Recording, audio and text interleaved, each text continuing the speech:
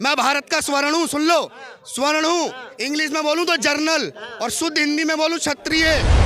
मेरे बाप दादाओं ने केवल दिया है, सुन लो, दिया है। और 70 साल में ये जितनी भी विपक्ष में बैठी है ना सर, आज ये जब इनकी सरकारें थी, बताओ कौन से स्वर्ण को कौन सी योजना दी थी इन्होंने आज तक? मोदी सरकार में हमने अपने जीवन में पहली बार किसी योजना को स्वर्णों के बीच में आते हुए देखा है।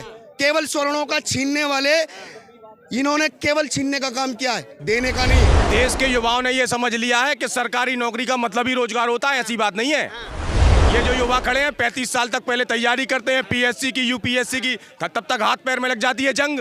यदि इनसे बोले कि कोई घर का काम ऐसा कर लो रोड पे खड़े होके, तो उनको उसमें रोजगार नहीं देगा। यदि आपका परिवार सम्मान की 2 रोटी घर पे खा रहा है कहीं से कमा के, तो वो भी रोजगार होता है। सरकारी नौकरी केवल रोजगार नहीं होती। तो ये जो रोजगार चिल्ला रहा है ना, रोजगार भी है। और 140 करोड़ की पॉपुलेशन करो आप, बच्चे पैदा करो आप, और सरकार आपके घर घर में जाके कहे उठो भैया आपके घर में 12 बच्चे पैदा हो गए, आप 5 को सरकारी नौकरी लगा दे रहे हैं। 10 साल से विपक्ष में हैं आप, और इस 10 साल में विपक्ष में रहते हुए भी आपने पक्ष का क्या काम किया जनता के लिए, ये बता दो। केवल दंगे, सुन लीजिए, केवल दंगे। दिल्ली में दंगे, राजस्थान में दंगे, हल्द्वानी में दंगे। विपक्ष में रह के 10 साल में दंगों की राजनीति करने वाले ये बताए दंगे के अलावा कुछ और सूझा है आज तक? अब दिल्ली को बंधक बनवा दिया, 2019 में दिल्ली को बंधक बनवाया, शाहीन बाग करवाया। अगर आप विपक्ष में बैठे हो ना, तो पंजाब में उठाओ ना मुद्दा, सबसे बड़ा धर्मांतरण का खेल चल रहा है पंजाब के अंदर। बताइए हमारे कितने सिख भाइयों को ईसाई बना के रख दिया है, क्यों? किसानों को देना चाहिए। किसान आए तो सही, आए तो है, बॉर्डर पे बैठे हुए किसान दिख रहा कहाँ है? हरियाणा बॉर्डर पे कहाँ किसान है? वो फिर कौन है? भिंडरेवाला की ट्रैक्टर पे तस्वीर लगाए हैं, खालिस्तान की मांग कर रहे हैं, वो किसान है? कैसी बात कर रहे हैं आप?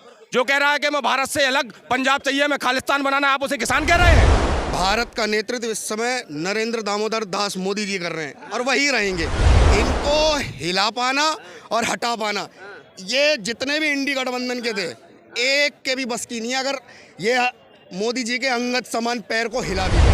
एक मजदूर, लेबर, मिस्त्री, ये सिर पे तसला उठाने वाला भी आज 600 दिल्ली में 700 रुपए लेके जाता है भैया। 700 रुपए मतलब 21,000 रुपए महीने कमा रहा है वो, और मजदूरी कर रहा है। अब यदि भैया आप शाम को आपको 150 रुपए का एक क्वार्टर लग रहा है, और उसके बाद आपको चकना में चिकन बिरयानी लग रही है, और उसके बाद आपके लिए कहना है कि नहीं यार एक क्वार्टर का बच्चा और लगना है, और फिर आपको वो पी के कहना है महंगाई देश में बहुत बढ़ गई है, 700 रुपये हमें कम पड़ रहे हैं, क्योंकि अब हमें कल से हमारी कैपेसिटी बढ़ेगी और हम 2 क्वार्टर पियेंगे। तो उनको महंगाई बढ़ गई है।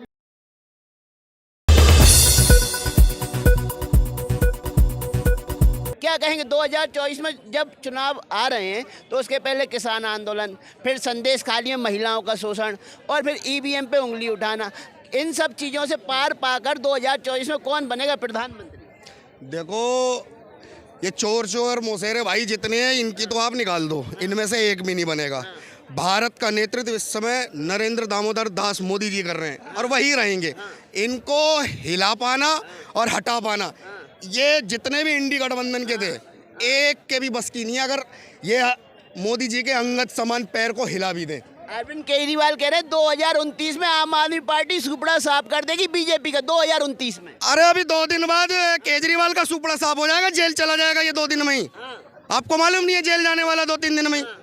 फिर यही कह रहे हैं ना, जेल बेच के हमारे विचारों को थोड़ी दबा दोगे। हमारे विचार तो जेल से भी उतनी बुलंदी से उठेंगे जितनी बुलंदी से अभी उठ रहे हैं। बिल्कुल, जेल से उतनी बुलंदी से उठेंगे। तुम्हारे भ्रष्टाचार के, तुम्हारे काले कारनामों के, तुम्हारी काली फंडिंग के, तुमने देश की जनता और दिल्ली की जनता को दारूबाज बनाया, ये सारे मुद्दे जेल से ही उठेंगे। तुम्हारे भ्रष्टाचार में संलिप्त होने के, तुम्हारे नेता, तुम्हारे जितने भी हैं, इन सब के उठेंगे ना। 2029 की छोड़ो, ये 4 दिन में साफ हो जाएंगे। अरे दूसरी तरफ तेजस्वी यादव कह रहे हैं मोदी सरकार झूठ की फैक्ट्री है, झूठ के अलावा कुछ नहीं निकालती है अपने सरकार के अंदर से। देखो जी, तेजस्वी जी की छोड़िए, जो नौवीं पास ना कर पाए वो मोदी जी को नहीं टारगेट कर पाएंगे। भाई साहब जोड़ी बन गई है, तेजस्वी यादव राहुल गांधी एक ही गाड़ी में घूम रहे हैं आजकल। वो आगे थोड़ा सा और रुको, तेजस्वी, राहुल, फिर उसके बाद अखिलेश, अखिलेश के बाद और भी हैं, वो सब एक ही गाड़ी में घूमेंगे, और घूमते घूमते इटली और बाहर निकल जाएंगे। एक ही गाड़ी में घूम के सरकार ना बना दे महागठबंधन वाली। सरकार बनाने वाला कोई कार्य नहीं आज तक इन्होंने किया। हम एक बात कह रहे हैं, 10 साल से आप विपक्ष में हैं, 10 साल से विपक्ष में हैं आप, और इस 10 साल में विपक्ष में रहते हुए भी आपने पक्ष का क्या काम किया जनता के लिए ये बता दो। केवल दंगे, सुन लीजिए, केवल दंगे, दिल्ली में दंगे, राजस्थान में दंगे, हल्द्वानी में दंगे, विपक्ष में रह के 10 साल में दंगों की राजनीति करने वाले ये बताए दंगे के अलावा कुछ और सूझा है आज तक? अब दिल्ली को बंधक बनवा दिया, 2019 में दिल्ली को बंधक बनवाया, शाहीन बाग करवाया, इसके अलावा कोई एक काम बताओ। आप विपक्ष को दंगेबाज कह रहे हैं, लेकिन विपक्ष तो भारत जोड़ने की बात कर रहा है, भारत न्याय यात्रा निकाल रहा है विपक्ष, और विपक्ष तो मोहब्बत की दुकान खोलने की बात करता है। दंगे करा कौन रहा है? हमारे यहाँ ना मोहब्बत की दुकान रक्षाबंधन को कहते हैं। आज तक इन्होंने कभी अपनी बहन से राखी बंधवाते हुए फोटो डाली है? कौन सी मोहब्बत की दुकान बता रहे हो आप? भरे मंच पर अपनी बहन को आलिंगन और चुम्बन कर रहे हैं जो, वो हमें सिखाएंगे मोहब्बत किसे कहते हैं बहन से? देखिए साहब, इनकी मोहब्बत इनको ही प्यारी होगी, हमको नहीं चाहिए ऐसी। हमारी संस्कृति हमें सबसे ज्यादा प्यारी है। 2024 इलेक्शन में बात करेंगे, मोदी सरकार ने ऐसा क्या कर दिया कि लोग एक तरफा वोट देंगे? क्यों मोदी सरकार दावा कर रही 400+ सीटें आएंगी? क्या सही में ईवीएम हैक हो गई? रुको एक सेकंड भाई जी, मैं भारत का स्वर्ण हूँ, सुन लो, स्वर्ण हूँ। इंग्लिश में बोलूँ तो जर्नल, और शुद्ध हिंदी में बोलूँ क्षत्रिय। मेरे बाप दादाओं ने केवल दिया है, सुन लो, दिया है। और 70 साल में ये जितनी भी विपक्ष में बैठी है ना आज, ये जब इनकी सरकारें थी, बताओ कौन से स्वर्ण को कौन सी योजना दी थी इन्होंने आज तक? मोदी सरकार में हमने अपने जीवन में पहली बार किसी योजना को स्वर्णों के बीच में आते हुए देखा है। केवल स्वर्णों का छीनने वाले इन्होंने केवल छीनने का काम किया है, देने का नहीं। अरे जाति में बात नहीं करेंगे, विकास में बात। जाति की क्यों नहीं बात कर, नहीं क्यों जाति की बात नहीं करोगे? बिहार में जाति की बात करोगे, जाति का जनगणना करोगे? विपक्ष करेगा ना, मीडिया थोड़ी जाति की बात करे। जो विपक्ष करेगा वो सही होगा, और बाकी हिंदुस्तान में हम मूर्ख हैं। हम मूर्ख लोग हैं क्या फिर? आप बताइए, ये बिहार में जातिगत जनगणना कर रहे हैं, ये कौन सा अमृत बांट रहे थे? ये जाति को विभाजित करने का कार्य नहीं है। आप बताइए, SC ST अगड़ा पिछड़ा, ये ओबीसी, ये सब बना रहे हैं जातियों में बनाने का प्रावधान। ये ओबीसी का नाम ले दिया, ओबीसी का नाम ले दिया। ओबीसी तो कह रहे हैं कि मोदी सरकार मुस्लिमों को राजनीति से अलग करना चाह रही है। ओबीसी तो 4 दिन बाद कहेगा कि मेरे नाम का मदरसा खुलवा दो। खुलवा देंगे क्या? बताइए ना। क्यों नहीं खुल सकता? उनका भी उतना ही हक है हिंदुस्तान पे। जितना हक था ना, सुनो, इनके अब्बा और बब्बा पाकिस्तान ले चुके हैं, जितना हक था इनका। क्या बोल रहे? बात नहीं है, केवल किराएदार है, किराएदार की तरह रहेंगे। किराएदार बोल रहे हैं कि ओबीसी किराएदार है।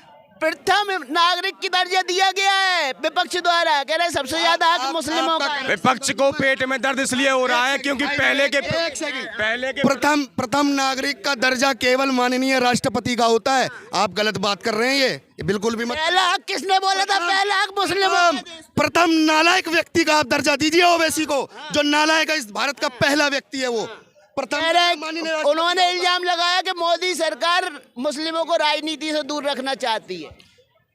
ये वही है ना जो कहते थे पहले के मुसलमानों पे का हक, देश के संसाधनों पे पहला हक किसका है? मुसलमानों का है, कहते थे ना। लेकिन अब आज, भाई साहब एक मिनट बोल लूं, कोई तो अच्छा काम कर रहा है ना कि मुस्लिमों को राजनीति से दूर रख रहा है मोदी सरकार, यही कह रहे हैं ना। और इससे पहले तो मुस्लिमों पर राजनीति हो रही थी, 47 में दंगे की राजनीति हुई, उसके बाद 71 की हुई। बताओ ना, मुस्लिमों पर ही राजनीति करते रहे, वास्तविकता में देश का भला नहीं कर पाए आज तक। महंगाई बेरोजगारी पर चर्चा क्यों नहीं हुई? क्यों धर्म पे अकेली चर्चा हुई कि हिंदू मुस्लिम होगा? महंगाई बेरोजगारी भी तो मुद्दा है ना देश का। साहब, देश के युवाओं ने ये समझ लिया है कि सरकारी नौकरी का मतलब ही रोजगार होता है, ऐसी बात नहीं है। ये जो युवा खड़े हैं, 35 साल तक पहले तैयारी करते हैं PSC की, UPSC की, तब तक हाथ पैर में लग जाती है जंग। यदि इनसे बोले कि कोई घर का काम ऐसा कर लो रोड पे खड़े होके, तो उनको उसमें रोजगार नहीं देगा। यदि आपका परिवार सम्मान की 2 रोटी घर पे खा रहा है कहीं से कमा के, तो वो भी रोजगार होता है। सरकारी नौकरी केवल रोजगार नहीं होती। इनने कहा कि भैया 1 लाख का पैकेज मिलेगा, हमें वही नौकरी चाहिए, तभी रोजगार मिलेगा। रोजगार भैया आपके हाथों से ही व्यतीत किया जाता है। ये जो पान का टपरी खोले है ना, इसके घर पे भी इज्जत की रोटी आती है, वो भी रोजगार कर रहा है। तो ये जो रोजगार चिल्ला रहा है ना, रोजगार भी है। और 140 करोड़ की पॉपुलेशन करो आप, बच्चे पैदा करो आप, और सरकार आपके घर घर में जाके कहे उठो भैया आपके घर में 12 बच्चे पैदा हो गए, आप 5 को सरकारी नौकरी लगा दे रहा है। ये करे सरकार। अब सरकारी नौकरी नहीं दे सकते तो ठीक है, सरकार नहीं दे, लेकिन MSP तो दे दे किसानों को। किसानों को देना चाहिए। किसान आए तो सही, आए तो है, बॉर्डर पे बैठे हुए किसान दिख रहा कहाँ? हरियाणा बॉर्डर पे कहाँ किसान है? वो फिर कौन है? भिंडरे वाला की ट्रैक्टर पे तस्वीर लगाए हैं, खालिस्तान की मांग कर रहे हैं, वो किसान है? कैसी बात कर रहे हैं आप? जो कह रहा है कि मैं भारत से अलग पंजाब चाहिए, मैं खालिस्तान बनाना, आप उसे किसान कह रहे हैं, आप उसे नेता कह रहे हैं? कैसी बात कर रहे हैं आप? किसान नहीं है ये। किसानों के आंदोलन में कोई आएगा तो उसे किसान ही गिना जाएगा ना जी। किसानों के आंदोलन में यदि हम मजदूरों को ले जाए 500-500 रुपए के, क्या हो बेटा हम तुम्हें 500 रुपया दिन देंगे, रोटी खाना कपड़ा मकान देंगे और तुम ट्रैक्टर में बैठ के चलो, तो ये किसान हो गए हैं? कैसी बात कर रहे हैं भाई साहब आप? ये कोई किसान नहीं है, ये कोई आंदोलन नहीं है। आंदोलन होता तो 4 महीने पहले भी आ सकता था। अप्रैल में चुनाव है, फरवरी में इन्होंने तैयारी शुरू कर दी। अच्छा, उनमें से कुछ लोग बोल रहे हैं मोदी जी की ख्याति राम मंदिर की वजह से बढ़ गई। एक तरफा मोदी का मोदी हो रहा है, उनकी ख्याति को कम करना है, उनकी वैल्यू को गिराना है, इसलिए हम मजदूरों की लड़ाई भी हम लड़ेंगे, व्यापारियों की लड़ाई भी हम लड़ेंगे। किसान बोल रहे हैं सारी लड़ाइयाँ हम लड़ेंगे। किसी के बाप की औकात नहीं है मोदी जी की ख्याति कम करने की, किसी के बाप की। और रही बात राम मंदिर की, तो राम मंदिर नहीं है, वो राष्ट्र मंदिर है और सारे सनातनी है। चलो ठीक है, आपकी भी मान ले रहे हैं, सबकी मान ले रहे हैं, हम तो इस बार केवल राम मंदिर को देके वोट देंगे।